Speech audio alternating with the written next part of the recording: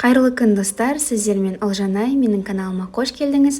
Бүгін сіздермен кәдіммен осындай ерекше тіске басар дайындап үйренетін боламыз. Ол үшін қажетті ингредиенттердің барлығы төменде описаниеде толығымен көрсетілген. Ең алдымен бізге кабачок, яғни кәді қажет болады. Оны осы видеодағыдай қалыңдықта турап барлығын дайындап аламыз.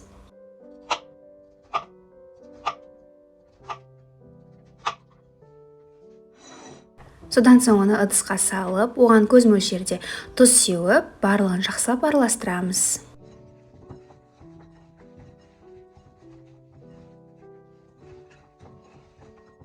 Кейін осы күйде оны 10 минутқа қалдырамыз. 10 минут өткеннен кейін оған тағы да дәміне қарай бұрыш және де аздаған тұз қосып, және де сұйық майды құйып, барлығын жақсылап тағы бір араластырамыз.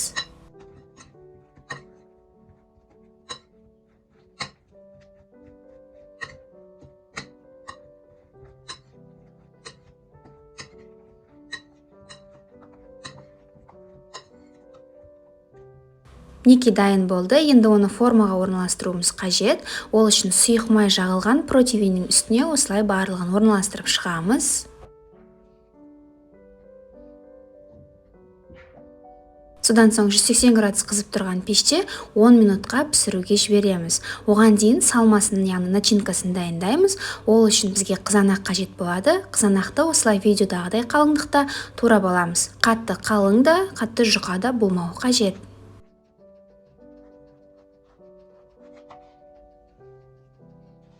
Содан соң арасына жағатын салмасын, яғни начинкасын дайындаймыз.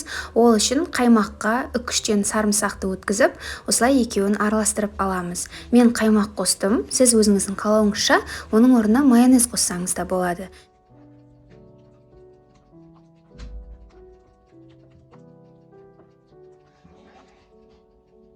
Содан соң ірімшікті, яғни сырды 3-тен өткізіп, оны да дайындап қоямыз.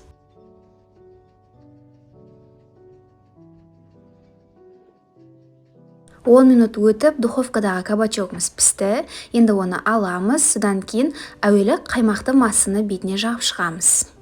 Осылай щеткамен жақсаңыз ыңғайлырақ. Молынан жағып шыға берсеңіз болады. Достар, сіздерге айта кеткім келеді. Менің Instagram парақшама да тіркеліп қойыңыздар. Ол жақта да өте қызықты, және де каналыма да тіркеліп, уведомление басып қоюды ұмытпаңыздар.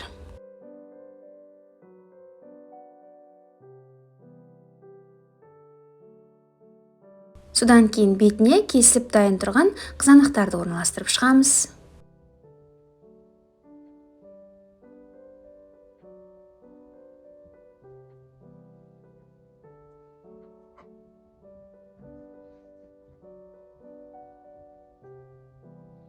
Содан кейін ірімшікті, яғни сырды барлығын бетіне молынан салып шығамыз.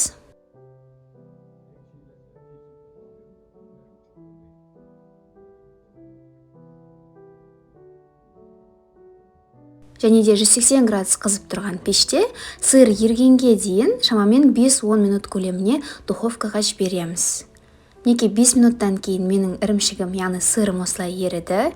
Көріп тұрғаныңыздай барлығы дайын болды. Барлығы осылай өте оңай және тез дайындалады. Өте ерекше тіске басар, ерекше ас деп айтсам болады. Сіздің де отбасыңызға ұнайтыны сөзсіз.